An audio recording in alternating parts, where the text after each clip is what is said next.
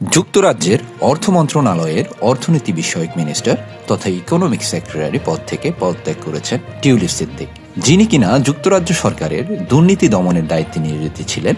তারই বিরুদ্ধে দুর্নীতির অভিযোগে বাংলাদেশে তদন্ত শুরু হয়। আন্তর্জাতিক সংবাদ মাধ্যমে প্রকাশ হয় একের পর এক প্রতিবেদন।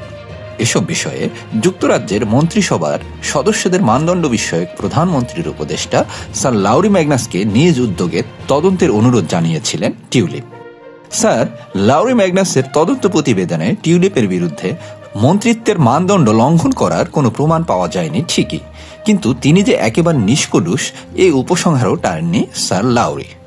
প্রধানমন্ত্রী কিয়ার স্টারমারের উদ্দেশ্যে তার চূড়ান্ত পরামর্শ ছিল এমন যে প্রধানমন্ত্রীর সামনে আর কোনো বিকল্প নেই।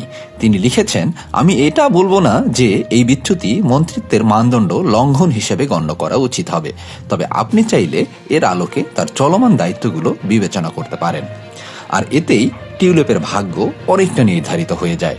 টিউলিপ জানতেন যুক্তরাজ্যে তার মন্ত্রিত্ব টিকে যাবে কেবল তখন যদি তিনি এই তদন্তে সম্পূর্ণ অব্যাহতি পান, কিন্তু তদন্ত প্রতিবেদনে সেরকম পরিষ্কার কোনো ইঙ্গিত না থাকায় যুক্তরাজ্যের প্রধানমন্ত্রী কিয়ার স্টারমার বরাবর পদত্যাগপত্র জমা দেন। তিনি পদত্যাগপত্র গ্রহণ করে প্রধানমন্ত্রীও তাকে চিঠি দেন। পদত্যাগপত্রে কি লিখেছিলেন টিউলিপ সিদ্দিক, প্রত্যুত্তরে কি প্রতিক্রিয়া জানিয়েছিলেন টিউলিপের ঘনিষ্ঠ রাজনৈতিক সহযোদ্ধা কিয়ার স্টারমার, আর কি বা ছিল স্যার লাউরি ম্যাগনাসের তদন্ত প্রতিবেদনে, জানবো সেসব কথা।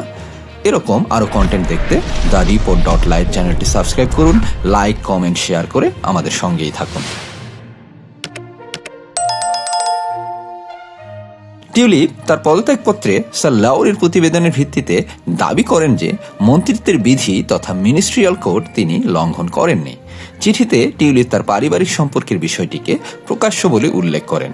তিনি বলেন, আমি যখন মন্ত্রী হয়েছিলাম তখন আমি আমার সম্পর্কের বিস্তারিত এবং ব্যক্তিগত স্বার্থের বিষয়গুলো সরকারের কাছে তুলে ধরেছিলাম।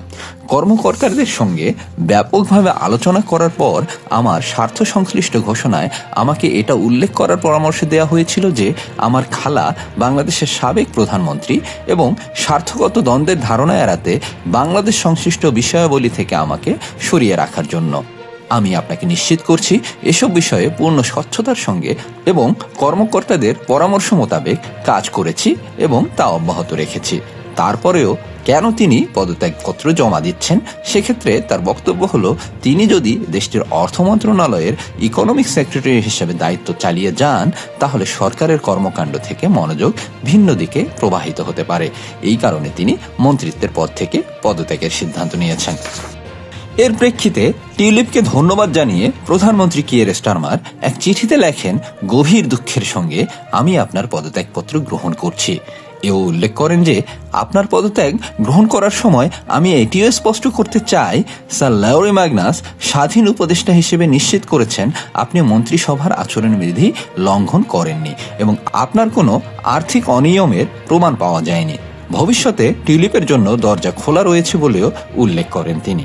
এর আগে প্রধানমন্ত্রীকে দেয়া চিঠিতে স্যার লাউরি ম্যাগনাস জানান যে তিনি যাচাই করার চেষ্টা করেছেন টিউলিপ আদতে মন্ত্রিত্বের মানদণ্ড লঙ্ঘন করেছেন কিনা, কিংবা টিউলিপের কোনো কাজ এই মানদণ্ডের সঙ্গে সাংঘর্ষিক কিনা।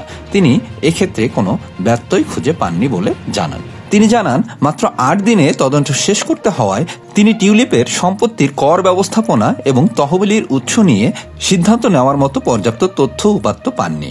এসব তথ্য উপাত্ত না পাওয়াকে দুঃখজনক বলে মন্তব্য করেন স্যার লাউরি ম্যাগনাস।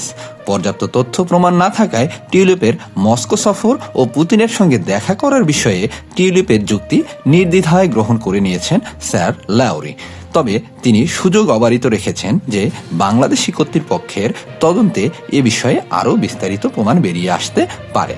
তবে একটি বিষয়ে স্যার লাউরি ম্যাগনাস নির্দ্বিধায় বলেছেন, বাংলাদেশের শাসন কাঠামোয় জড়িত পরিবারের সদস্যদের সঙ্গে ঘনিষ্ঠতা যে তার এবং লেবার সরকারের সুনামের জন্য ঝুঁকির কারণ হতে পারে সে বিষয়ে টিউলিপ পর্যাপ্ত সতর্ক ছিলেন না।